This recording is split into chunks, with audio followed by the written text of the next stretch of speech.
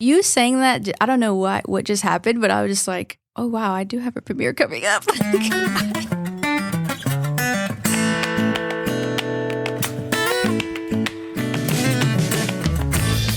Welcome to another episode of Chewing the Fat. I'm your host, Big Rob. Thank you so much for tuning in, downloading the podcast. I certainly do appreciate that. Thanks to Christine B for buying me a few coffees at chewingthefatbr.com. I really appreciate that. And such a sweet note. Thank you so much for getting something out of the podcast. That's why it's created. It's to tell these beautiful, messy human stories. And I've got another great storyteller with me here today. Please welcome a friend I met while working in retail. It's Chealsy Reaves. Chealsy. Hey. Welcome to the show. Chealsy is not just someone I just met working in retail. She's also a great storyteller, a filmmaker, director, writer.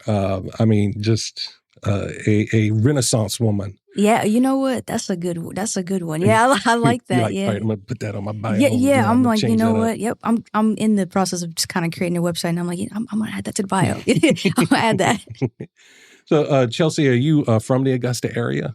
No. So my family, they're actually from South Carolina. Okay. So, I mean, Augusta's so close to South Carolina. So, I mean, it's whatever. But they're from Charleston area, and they're from a small town called Moncks Corner, South Carolina. Yeah. Moncks Corner, where that's at? Near Goose Creek and all that good stuff. So, we migrated here, I guess.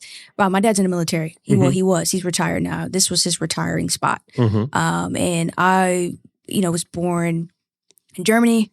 And from there, we had spent some time there, quite a few tours in Germany, actually, and then came back to the States briefly. Always been in Georgia. Savannah area was like the first stop. Okay. And then we went back to Germany. Okay. So from there, that was like, okay, did miss some middle school years, did some high school, most of high school. And then my last year, we moved here to Augusta, Georgia. Okay. So that was like a big transition for me. It was pretty challenging, but pretty much that's kind of where my family's from and how we got here to Georgia or Augusta, Georgia. Okay. Do you speak any German? I wish I could say some cuss words. Oh. That's about it. I mean, a good and tall. Those are the important ones, right? Exactly. That's about it. I can't. I wish I could. I took Spanish and I can't even speak Spanish. So now I'm like, I should have invested a little bit more in the German. It's okay. No, that's perfectly fine. I was just curious. So when you were growing up and throughout all those travels, like I said, I found your passion for filmmaking, working alongside of you. Of course, myself being involved in like the Black Hat Picture Show Film Festival and things like that. Was that something that you've always had all your life, like even from a small child, just the interest in storytelling and things like that? That's a great question because I was thinking about this the other day. To be honest with you, I've always told myself stories. Like as a child, I remember vividly like the small stories I would tell myself. Whether it was about like I was always that kid that's like, I'm gonna get my big house and it's gonna be me and y'all can't come kind of thing with my family. I don't know why I would do that, but I just would always do that. But I remember when I first saw a movie by Gina Prince Blythewood, Love and Basketball. I watched that movie over and over and over and over, and that was where it first was kind of like birthed and like, I don't know what I like about this, but I like the images for sure. Like that's what appealed to me first. But there's something else that I like here that I'm still discovering, but I like the idea of being able to write yourself in, being able to tell whatever story you want to tell, and nobody necessarily has to. Like, you don't have to please people. You can just literally write whatever you want to write. So that, I remember very young doing that. And I've always been a very curious child. So as a child, I would always ask my parents why. They would tell me something, I'd be like, why? And they would stop and they would just, like, I would vividly remember my mom, because my dad, he did 3 tours overseas in Afghanistan and stuff like that. And so it was really my mom kind of raising me and my older sister by herself. And every time I would ask her, she would tell me to do something. I'd be like, well, why? She would get so frustrated because she would be like, I need you to just do it at this moment. And I didn't know that now. Like now I think back, I'm like, she probably had a lot going on. Like she needed me to just do it. But I was that kid that needed that explanation.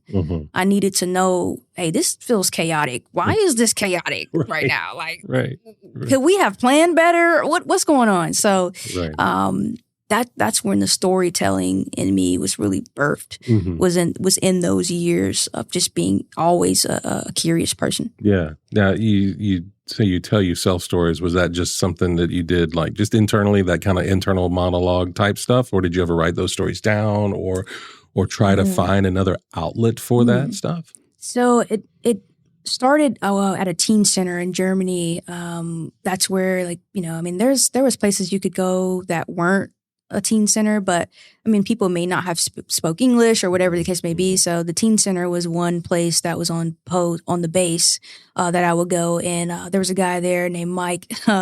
He owned literally all this equipment that you have in here, and he let us get in the studio. Oh wow! And he let us just make songs, and that was like the first time. So I used to rap. It sounds so crazy that I'm saying it right now, but I wrote a rap song for my mom. Oh wow.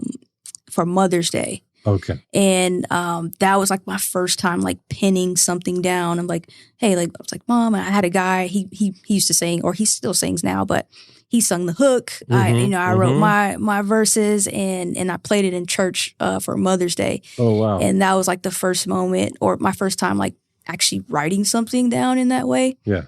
So I would say like the raps, the poetry, a little bit there, and it never got on the stage. But I did a little bit of that, and then it turned into just honestly in my mind, which is kind of scary now that I think about that. Later on, when I first went to college, it was voice messages. So I have right now so many voice messages of just me like talking. And not necessarily like a story. It's just like it's just me having a human experience, and whatever moment that was, I was expressing it out. Yeah. So if it was anxiety, I was expressing that. If it was just a confusion or I just don't know, I was expressing that. Or honestly, if it was just me crying, I have some of that on there, which is, when I think about it now, I'm like, ooh. But though that's how random and chaotic it kind of is. Yeah, but it was a way for you to kind of get those emotions, those feelings outside of yourself too. It's like, I tell people all the time, when you're creating art, and people may not think, well, I just love myself a positive voice message or a message about what I was thinking about. That's not necessarily art. You're right, and not necessarily art. But when you have things that are inside you and they are struggling to get out, find a way to, find a positive way to get them out, like I said, leave yourself a voice message or, grab a piece of clay and make something or start, grab a camera and take pictures or, just ways that, a pen and a paper, just ways to kind of get that stuff that's on the inside out, because it can be very cathartic and help you in like, man, I was feeling this thing. I did this and I felt better afterwards. Yeah. But then also, now you've created a journal that you can go back to, you specifically with the voice message, you can go back and listen to. It's like, man, I remember when I was down in that point and I never thought that I was going to be anywhere. And then you look at it compared to where you are now and you're like, man, I wish I could go back and tell that, that version of myself, hey, it's going to be okay. It is going to be okay, So I think that's great. I think that's great. And then those things that we go through, especially as an actor, a director, someone who's going to make a visual medium, or even writing stories. Those things dictate the stories that we then write. Right. That's where we draw from. Those when you go through those things, that's where you draw that inspiration from, because you find out that other people have those same times and they can relate, even though it may not be exactly one-to-one relating, but they're like, I was in something similar. I can see myself in this story. And you mentioned love of basketball. Did you see yourself in that story, or was it just the nature of the storytelling? Honestly, I was an athlete growing up. My mom, she traveled all over Europe with me just playing basketball because I played AAU out there, and then I just played during the regular season. And I ran track and I played volleyball. So I was just like that kid who just wanted to do everything. And so loving basketball connected to my first love, which was basketball. Gotcha. I always wanted to play in college. I don't know why I never took it. I think had I took it a little bit more serious and my parents put me in AAU, but when I moved to the States, I then understood that it was on another level. Yeah. Like I needed a little more. Like I was good, but it was people who were great, far more. They were taller. There's some people who were taller. They just had different things. And I always tell people, when you play sports in general, a lot of things have to go well for you. Like you got to stay out of injury. You got, you got to eat right, which some of those things I do have, but still, when I look back on it, I don't know that was really my path. Like it was not my path for me to go down in that way. I think, so when I watched the film, it made me see a woman be able to like have her get her full dream. Because she, in the film, for anyone who's never seen Love and Basketball, I'm sorry, I'm kind of spoiling it, but still watch it. If you haven't seen it by now, I mean, it's been out a minute. Came out, I must say, this came out like the 90s, or actually, I think early 2000s, I think. So, but in the film, she's going on a journey. Yes, there's some love there. She's, there's some toxicity there. We're not going to talk about that. But the basketball and the career part, like she was able to not only get the love that she wanted, but the career that she wanted. And that was important for me. Now I know that was important for me because I talk to my mom very often about the career and even her own career. Like she put a lot of things on hold because my dad, he was gone. He was in the military. That's a different type of lifestyle. So she had to essentially put some of her dreams on hold, right? Because she had us. So not that she regrets that, but it's a reality. It's like it's kind of like a harsh reality in a way. So for me, I now know like I truly, truly want to be able to say like I can have the career, I can have the love, whatever it is. But yeah, like to kind of answer your question, for me, it was seeing her get the career that she wanted, and all the other things kind of fell in place.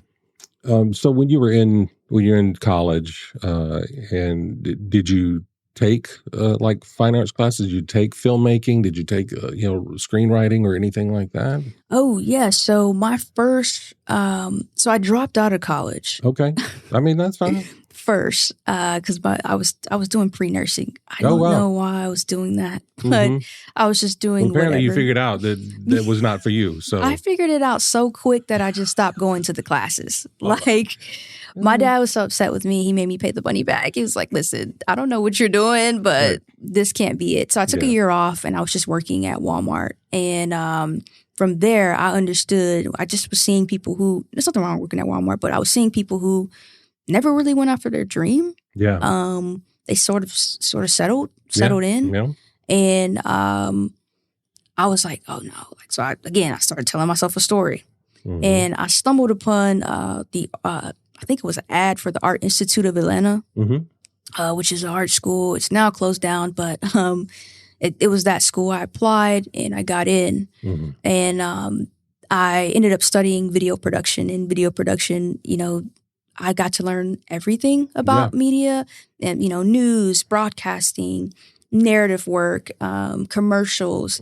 And I gravitated to who's now my mentor, the teacher who taught directing and writing for narrative work. Her name is Althea Sumter. She just took me under her wing because I was doing different things, learning editing, and all of those things were cool. I loved the entire process, but it was directing and writing that really sparked me the most when I took that class. And she tasked everyone to create a short film, and you had to, do the whole process, casting, finding locations. You had to do everything. I put together a team and, show it at the end. And I think that actually, when I took that class, I was about to graduate. And so, because I only did a 2-year degree, because I was trying to see if I would like it. You know, I didn't want to go full in, and then if I didn't like it, I didn't, at least I didn't waste 4 years. Right. So pretty much in that class, she, like I said, she took me under her wing. She taught me the importance of pulling emotions out of actors, but in the most safest space. Like, no, you're not trying to manipulate them or have them do anything that's not right, but you're fostering an environment for them to be and to play and to be free. And for some people, they're going to be healed. Yeah. And I didn't understand that at that time. I was anxious. At that time, I realized that I had like general-based anxiety. I'd never heard that in my family ever. So I was like, why am I sweating? Why are my palms sweating? Why am I having panic attacks? Like, so when I went on set for that production alone, I had so much anxiety that it was not pleasant. It was not pleasant for me to, like, for people to work for me on that set. Like, just to be honest, like, it was just not, because I saw something, again, telling yourself the stories in the head. What I saw in my mind, I was like, wait, this doesn't look like what I see in my mind. And I don't know that I have the tools to pull it out. I was so inexperienced with working with like the director of photography and the cinematographer. And I didn't understand the journey of it and how, no, you're not going to make one thing and it just be the thing. Like, no, it's really in hundreds of things, or, whatever. And through that, each project you do, you take something away and then you say, hey, this is what I'm going to work on to make better for the next. I'm taking this to work. But it's still great work. I fell in love with that process, though, to say the least. And I was just like, you know what?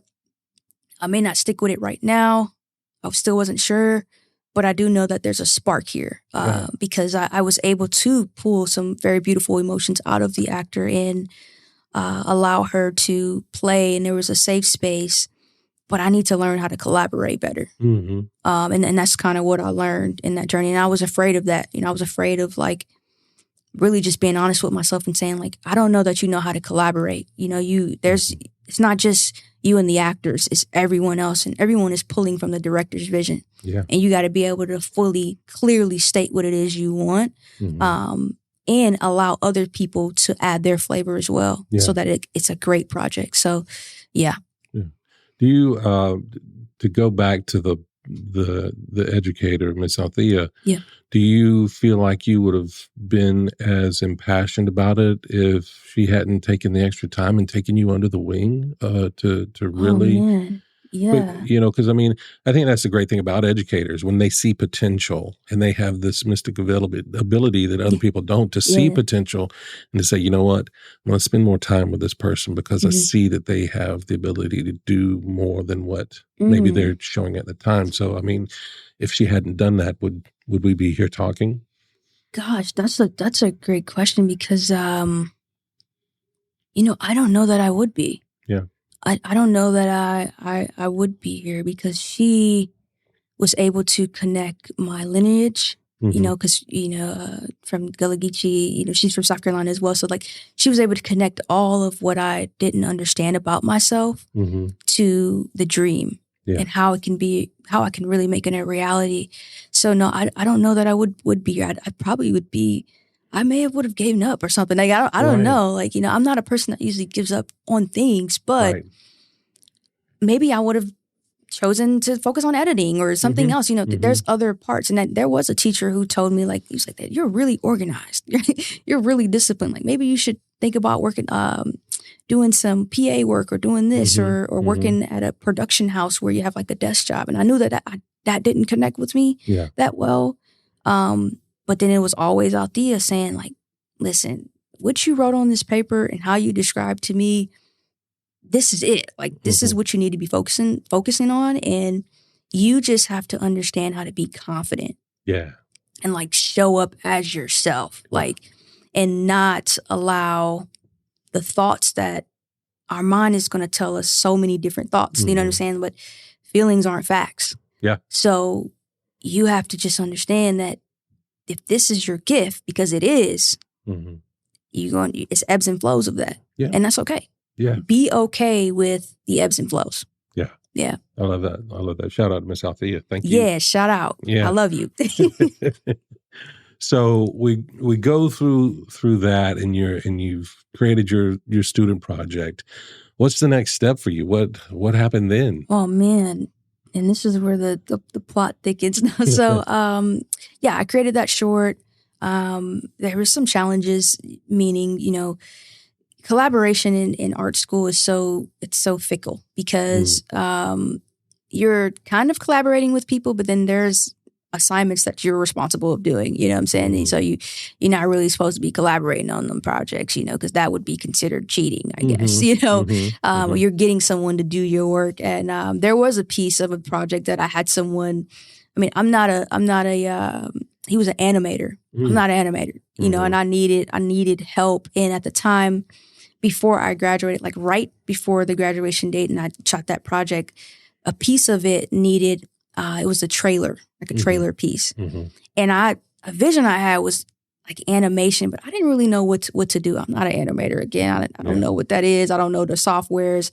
So I met a guy in school who, he had also did some storyboards for me for, pre-production for when we were about to go on set. And so I had a teacher. It was supposed to be like a free class where you work on, whatever projects, but he had so many students in there that honestly, we never really touched base enough. And so I had the guy do it for me, and I almost didn't graduate because of that. Because essentially, again, I had someone else do it. Even though I had did all of this work, it didn't really matter. Like the principal is the principal. Right. And I should have been bold enough to say, hey, I need help.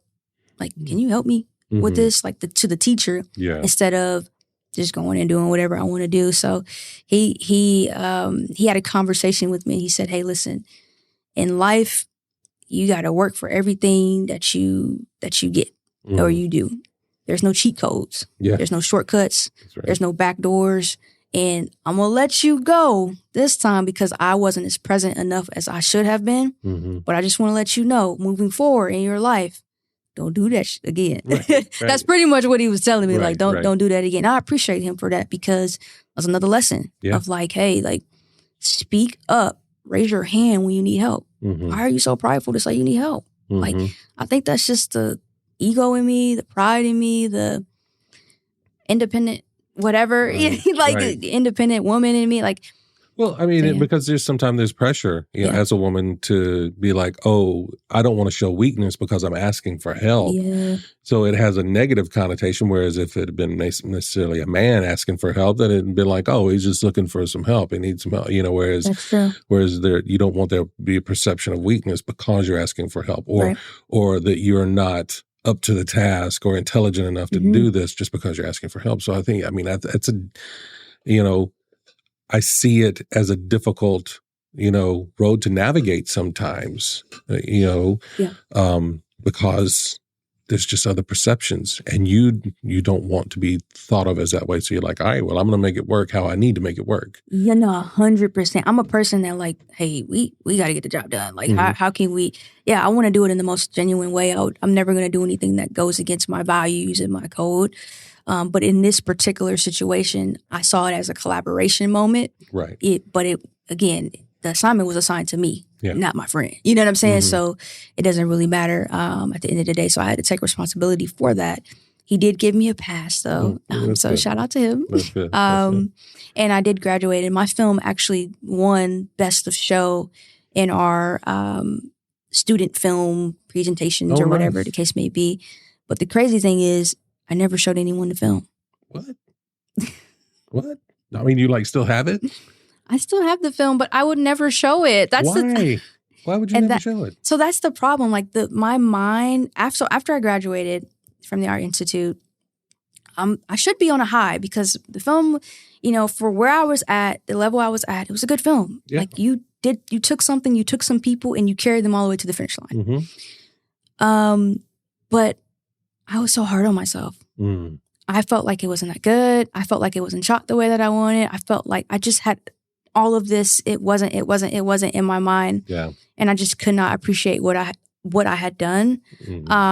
So yeah, I literally just hit a stopping point Oh, wow. on my kind of filmmaking. I mean, not on my filmmaking journey, I guess so in a way, because really I should have put that film like in some film festivals just to kind of, I mean, that's what you do, right? Yeah. This isn't about praise. You're not I wasn't looking for praise, but this is just a natural progression of things that you do Mm-hmm. when you want to do this work full Yeah. time at some point. So instead, I moved back here to Augusta, Georgia, and moved back in with my parents. And I went to University of South Carolina to then get like a full 4-year degree Mm-hmm. because I had already kind of did 2 years. Yeah. So I went there and I got a degree in communications and digital arts and a minor in studio arts. So Mm-hmm. I got to step into some other forms of art. Mm-hmm. I still felt empty in ways, like Oh, wow. like half what they say, half glass empty, I think is what they Mm-hmm. say. Because I wasn't really doing like filmmaking like Yeah. that. Like I was shooting some smaller stuff for school projects and Mm-hmm. for assignments, but it wasn't the thing. Yeah. Like I wasn't being filled at all Yeah. by doing that. But I did want a 4-year degree. Also, like my mom, she always says like, "Oh, my kids, you guys, please get a 4-year degree," because she wasn't able to do that. So I also wanted to do that as well, fulfill that. So I just sort of, honestly, I spent, from the time I graduated, which I think was 2017, our institute, I spent a couple of years, 18, 19, and 20, 3 years, just journeying along, just experiencing, from romantic relationships to just coming into my body. Yeah. That sounds so weird, but like I was just like coming into my body, coming into like realization of who I am. Yeah. And trying to figure out how can I actually connect myself to filmmaking. Yeah. Yeah. Again, even though I'm connected, but I'm not, I stopped. Right. I was too hard on myself. No one's going to want to work with me. Like, like that was the things that I told myself. Yeah. But you obviously you figured that out and how to be true to yourself, because now you have a 3-part series. Ooh. Right? Right? Yeah. 4-part. 4-part series, excuse me. 4-part series. Yeah. You're going to be having a premiere of this project coming up this fall, correct? Yeah, October 3rd. Yeah. Yeah. So Gosh. so what's that been like from figuring out, that figuring out who you are to now you're getting ready for a premiere? Yeah, that's you saying that. I don't know what just happened, but I was just like, oh wow, I do have a premiere coming up. Yeah, you do. It just hit me. It like I've known obviously because we've been planning and doing all this stuff, but like it just hit me in the moment. Like you're about to share something. Yeah, that piece that you wouldn't put out there. Yeah, a few years ago. Now you're going to put something out. It isn't one piece. In 2 pieces, 3. It's 4. It's 4 pieces. It's a 4-part series. So from my time of me figuring out who I am and coming into myself and learning more about the world, learning more about people, learning more about the random chaoticness that connects to the human experience. I had essentially in the past, so that those 3 years from when I graduated the Art Institute, from then when I graduated University of South Carolina, I had essentially just was dating. Like I was just dating and trying to figure out, because I was never a person in school. Like when I was in grade school, I was never really into dating. Like I didn't really care. Like I just wanted to play sports, to be honest. I just went to school to play sports. That was it. That was it. And I was like in this new space where I wanted to like date. I'm queer, so like I'm trying to figure that out and what that looks like. And I essentially spent those 3 years figuring that out. Yeah. Seeing who, not only, now I've come into who I am. Now I'm trying to date and figure out how this works, how people work, and what is the problem? Like what's not what's good, what's not, how to balance the good and the hard, essentially. Oh, wow. Yeah. And this series came about in the beginning of 2022, which is crazy because, you know, now that I think about it, I'm thinking through it as I'm talking. And yeah, it's 2022. I had got out of a relationship and kind of just still dating along. I felt like a serial dater. Now that I'm thinking about it, I'm like, gosh, you probably should have just sat down somewhere, like at some point. But queer people, we hide so much that, and we don't get to be. So those normal experiences that, you know, people who aren't queer have in high school, middle school, like I didn't have those experiences because I was hiding who I was, right? So now I'm trying to have all these experiences in a span of 3 years like or a you're year. trying to play catch up almost. Literally, I'm playing catch up. So, you know, I have all these experiences and I realize that I don't know my self-worth. I don't really know. I'm not showing up. I'm not showing up as confident as I know that I am. You know, I'm not saying my affirmations. I'm just letting things just be. And I'm also not doing well by people. Like, you know, there's some moments where I'm not being trustworthy. There's moments where I'm not being honest, you know, whatever it is, like there's just moments. And that sort of sparked the first iteration of the Unpacking series, which is, that's what the series is called. And from that past relationship, I had pinned down like the first episode at that time. What I thought was just a short film was just the first episode. And it was, I wrote it. It was literally a love letter to myself. Oh, wow. And I wasn't going to do anything with it. I just wrote it. And, I went and did a photo shoot with Jenny, who I love, Jenny from the block. Jenny Green, shout out. Yeah, definitely. So I went and did a photo shoot with her, and the photo shoot was just, you know, about me being like tapping into my inner child and just me being free. I had never did a photo shoot before, but it also connected to like vulnerability, different colors of emotions like sadness, happiness, grief, like all of these emotions I was just playing around. We booked a studio to just play around in. And from that, her and I had a conversation. We were at her house. We were just kind of vibing out.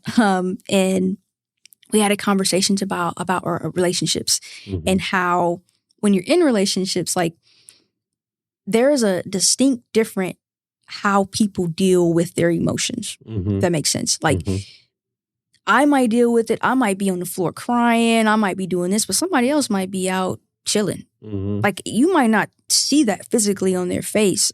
Or then they go home and they have a breakdown moment or they have a panic attack. Or, you know, they're meeting with the friends and they're really just sitting there and their friends are like talking and nobody even is paying attention to them. And they're like, yo, nobody sees it. I'm not okay. Like, you know what I'm saying? So from that conversation with Jenny, I then pinned the second episode, which doesn't have any dialogue. It's just emotions. Wow. It's just you seeing someone just let go. And get to the end of themselves because they keep repeating a pattern. And, you know, the year 2022 ends and the top of 2023 comes and I'm like, okay, you know, I've been doing too much. I've been in the same pattern. I had realized that. And part of my vision board that in the top of 2023 was just like, it's time to let go. Like you need to let go of all of what you think you are, all of what you think you want, and you need to just be. So like we're not doing no dating right now. We're not doing that.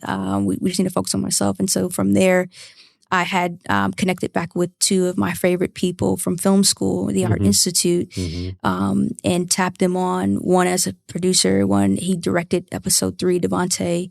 And I told them the vision and I had already wrote 2 episodes and I was like, hey, I'm working on episode 3 and 4. I want to shoot this in June of 2023. Wow. I was like, listen, I know we're in February right now, so this is when we first started talking, but I'm shooting this in June. And this is the date. And they were like, okay, like let's just vibe. And then I think they knew how serious I was because I created a group chat and I would be sending them stuff and they would be sending me stuff, and we were just all excited to like be back to what we all love to do. Yeah. And then I wrote episode 3 and 4, sent it over to them. We were like, hey, like this does not have to be perfect. We're like, I just wanted to just do the thing. Yeah. Like it wasn't about like having, I guess, all of these different critiques, like I'm gonna send it to this person and this person. It's like, no, like once I have some cohesiveness and get some feedback from like, them and certain friends and even family. And then once we brought the actors in, seeing their feedback as well of like, hey, like I like this, but I don't understand this. Can we partner here or whatever the case may be? I was like, oh, this is happening. Yeah. So now I'm like, this is collaboration. Yep. This is what collaboration looks like. Yeah.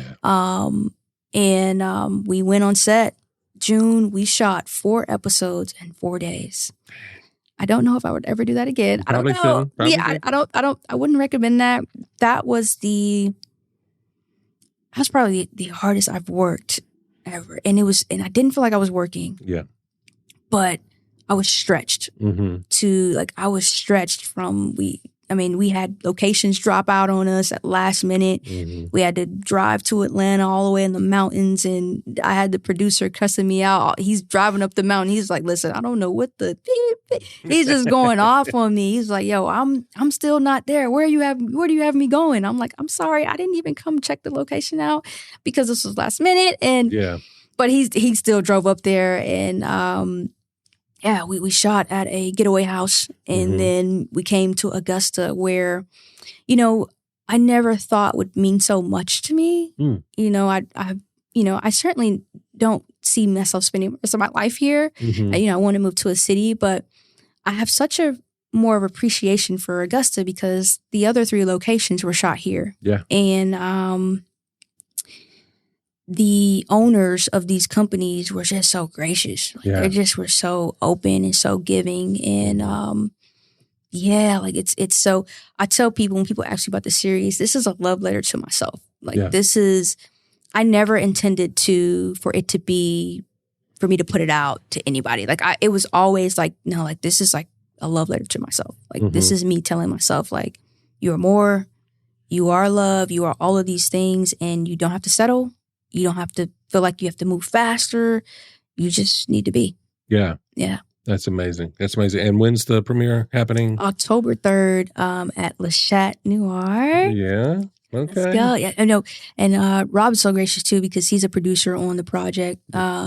He helped us with location. He helped us with getting this theater to even screen in. So like that alone too, like seeing the journey of our relationship and how literally when I was telling you about it, you're like, no, like this sounds cool. Like you just need to do it. Like, you just need to do it, and everything is gonna fall in place. Just keep going. Just keep going. Just keep going. And you've always been the person who's like, this is just kind of how it is. Like there's challenges, whatever. Just keep going. Like, that's the ebbs and flows of it. Yeah, and and you talked about the locations, and that that 4th location was supposed to be in Augusta too, but that person kind of got a little squirrely on us, but you pivoted and you're like, nope, we're not changing the shoot schedule. We just find a new place and get it done. But yeah, I think it's amazing, and I can't wait to see the finished product. I've seen little bits and pieces here, as we've collaborated and, talk about that process, that back end process, like editing and things like that. And so I'm excited to see the whole thing coming up in October. So aside from your filmmaking and the love of basketball, what else you got going on? What is bringing you joy right now? Oh man, right now what's bringing me joy is the human experience. That sounds so weird for me to say, but I just recently I've been reading Bell Hooks' All About Love book, and I didn't realize like how much I just love watching people just have a human experience. It can be random, it can be chaotic, it can be sad, grief, like it can be that. I'm in. As crazy as that sounds, that's what's bringing me joy right now. And, you know, I'm hobbies too. Mm-hmm. I'm trying to figure out right now how I can learn how to develop film.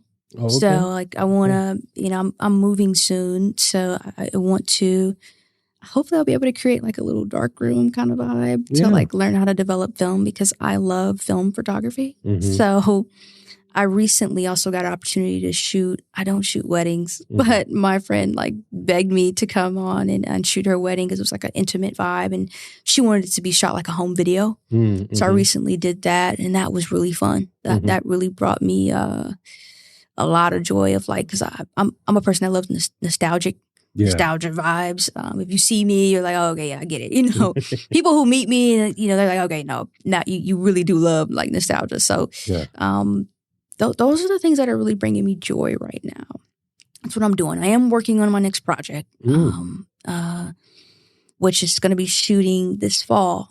So that's it's crazy for me to say that. I'm like pausing and glitching because I'm like having like a real like response to that emotion. But yeah, I'm shooting my next project this fall, and it's connected to the human experience. It's connected to grief specifically, and you know, how we experience that. And we experience it differently. I got an opportunity to meet somebody a year ago who had told me their story, and now we're using it as inspiration to create this other thing. And so I'm super excited about that. And we're shooting it in Virginia Beach. So I'm like, gosh, this is never been to Virginia. So this is going to be my first time out there, but I'm excited about that. That's awesome. Yeah. That's awesome. And I know we talked about the premiere. The name of the series is Unpacking. If folks want to find out more about that and get tickets to the premiere and things like that, it's actually free. It's free. Okay. So all I really need for people to do is just pull up. Just show up. Just show up. It's going to be at 6:30. 6:30 at Le Chat Noir in Augusta. Yep.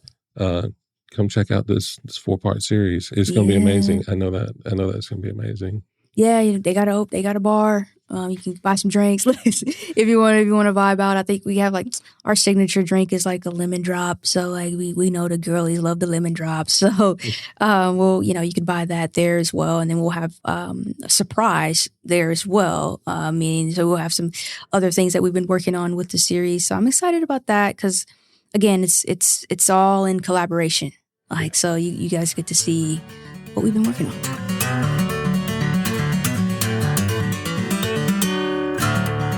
All right, Chealsy, this is the second segment of the show. This is where we dive a little bit deeper into your mental health journey. As someone myself who deals with like anxiety and days of depression, depression wants to tell you you're alone. And so I think the more that we talk about these things, the easier it is for all of us to get through these because we realize we're not alone. So for you, how do you keep the darkness at bay?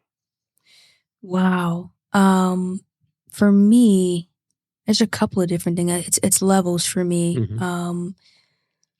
I started 2 years ago posting sticky notes of affirmations. And that is what got me out of like a dark space, cloudy mind, like that, like just saying those affirmations. So I would post them, sticky notes everywhere over my room.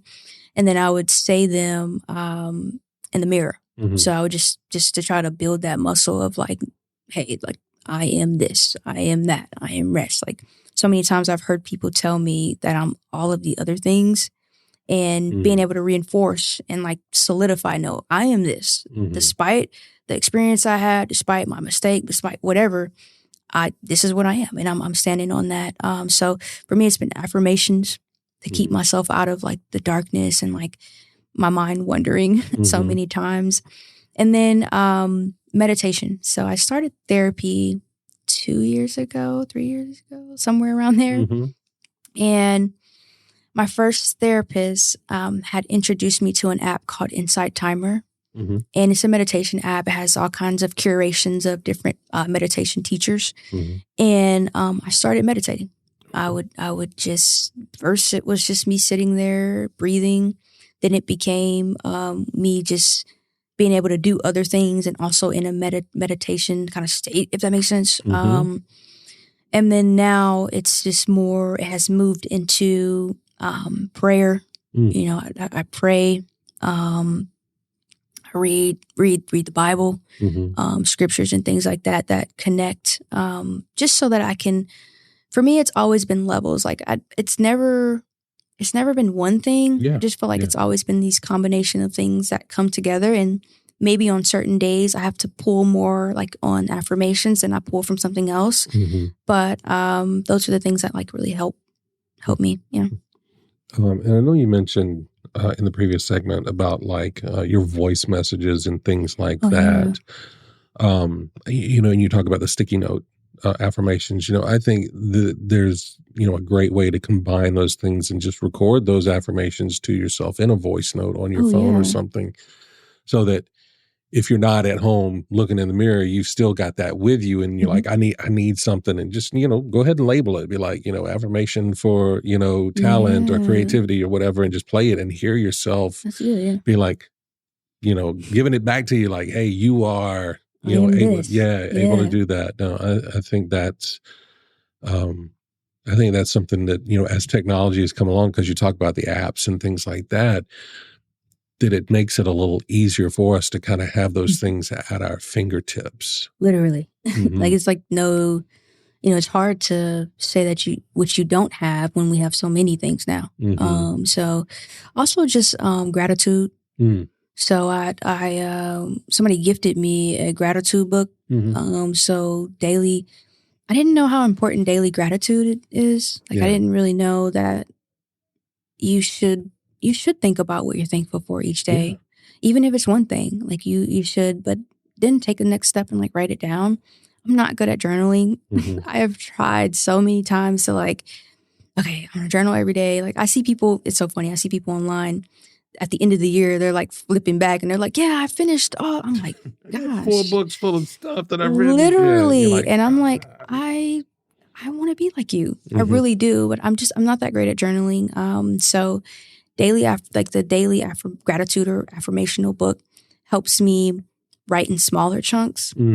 So I don't feel like this is like it has to be like this long journey or story, or I don't know. It's weird. Well, I think something like that, when you look at it, when you talk about needing to start something, you know, if you're already in a dark spot, it's gonna feel overwhelming. You're like, I have to fill out this entire, you know, notebook on my feelings and stuff like that. And it's like, no, if you can write 2 words, like, I'm sad, boom, day done. That's just, you know what I mean? And then you can start to answer those questions, you know, ask yourself why, you know, and then can start to unravel that stuff. And like you say, take it in smaller chunks so that it doesn't, because you, like I said, if you're in a dark spot, you don't want to add more darkness to it because of you feel all this other pressure of something and this other inadequacy. And that's not what it's about. It's about being able to make sure that you can know that you're not alone in that and that you can find your way out. And there's people that want to help you find your way out. There's, you know, apps and things that can help you find your way out. And it just takes that first simple step. And you know, it's crazy you say that too, because that's kind of what the voice messages started off as, is like just that thing of, I'm just going to say this and be okay with it and move on. Even if I never go back and listen. I've recently went back and listened to some of the stuff back in like 2021 and 2020. And I'm like fascinated by not only how much I've grown, but just appreciating where I was. I struggle with enjoying the journey. Oh my gosh. Like I have to tell myself every single day, this is where you are and it is okay. This is where you are. And even though you don't want to be here, it is okay. Like you are here for a reason and you're in this specific spot for a reason. And it's not going to move any faster if just because you don't want to do it or whatever, you know? So meditation has helped me stay in the moment more, and pace myself, not trying to run past the moment. Like, no, like this is the moment, sit in it. It is what it is. You know what I'm saying? Feeling my emotions. I struggle with that. There are days where I just want to be the person where I put the black hoodie on and the black shades and like, don't talk to me. Like, I still struggle with those moments. I had a friend of mine told me like, they're like, sometimes I feel like you're just a person that like wants to be unknown. I'm like, I don't know. I think so. There are like, I really do. I struggle with being the mystery. Like a lot of my friends would say like, you're like a mystery. And I didn't know how like bad that was in the sense that in order to have community, you have to open up. Right. And that has been, I think, this particular year, that has been more important to me than any other year in my life. Yeah. I didn't understand that you need community. Yeah. I think it's okay to have those days where you want to put the black hoodie on and the glasses and not talk to anyone, or whatever. There's those days you want to stand in the hot shower and let the water just hit you, you know what Literally. I mean? And that's it. And part of that can be a mindfulness journey, being present in that, recognizing the darkness. Because, I've had several people say, sometimes I got to sit in it. And yeah, you do. But if you sit in it in a contemplative state, not a destructive type state, and you recognize that you're there, you know what I mean? That can then help you get through that in a positive type way. Right. And I don't think there's anything wrong with being the mystery, I mean, as long as you're not a mystery to yourself, I think that's when when the danger comes, is if you're a mystery to yourself, it's okay. And you can then have that inner circle that knows Chealsy, but to everybody outside is the mystery and the mystique. And they're like, oh, this film director, this Chealsy Reaves. It's like, well, what is she all about? I don't know. It's like, well, she's got this like inner circle of like 5 people that know who she is, and that's it. I just have so many nerves around like me. Like I love meeting people. I mean, I've moved around my entire life. I've never stayed in a place. This is the longest place that my family has been in. So it's that too. Like I've been a frequent flyer, you know what I'm saying? And I'm now learning how to settle in a little bit more and enjoy and like not feeling like I'm about to just take a sprint off or whatever the case may be. So that's a part of it for me. It's just like learning or just being okay with like being here. You're in the moment, settle in. No one's gonna like hurt you. Like it's just that's my anxiety of like, wait, I don't know, like are they trying to like do something to me, or like are they like, why do they want to know all this information? Like someone just recently told me like you're a conversationalist, but like you're not gonna like make the conversation. Like I'm not gonna be the person that necessarily always starts it type of thing. Like if you're talking to me, I want to talk back. I'm gonna give you all the great energy and give you the authentic self, my genuine self, but I'm not necessarily gonna just like always go and be that person that's the talker or the yapper or whatever the case may be. So, I mean, even doing this podcast, for the first time, we scheduled it, I was like, I can't do it. Like I was like, I don't know if I could do that because it's you're putting yourself out there, and I am now okay with like putting myself out there and just being.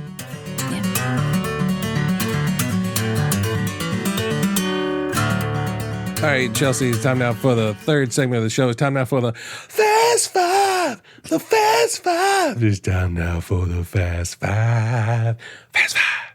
Sorry, I'm still working on theme song. I really should record that. I have to do it live every time. It's amazing. But that was good. The Fast Five is powered by Poddex. It's an app created by my friend Travis Brown. If you go to chewingthefatbr.com/Poddex, it'll take you to the link where you can download it on your favorite mobile device.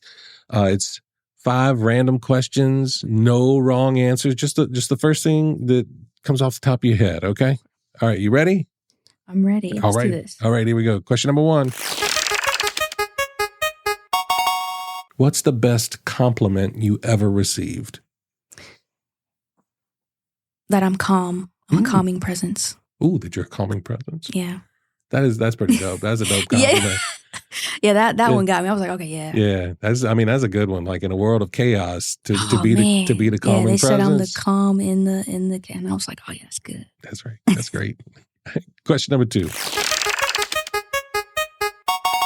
What would you like to accomplish in the next year?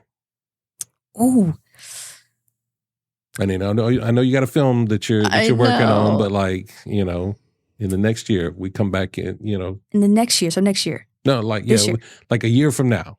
Like, if we sitting together again a year from now, okay, what would you like to have accomplished?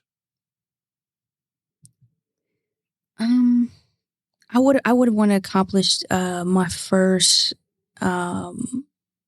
what's it called? My first community outreach event. Oh wow! Yeah, that's what I would want to accomplish next year for sure, 100%. Okay. Yeah. Okay. What type of community outreach are you wanting to do? I've been saying for a couple of years that I want to do an event where I give back to like, you know, homeless people who are less fortunate, and create like care packages. Oh wow! So I recently met someone who's supposed to help me, like, you know, get it kind of off the ground. So yeah, that's 100%. I want to get that done. Oh, that's awesome. Yeah. I love that. I love that. All right. Question number 3. We talked about language earlier. If you could learn any language fluently, what would it be? German, 100%. Yeah?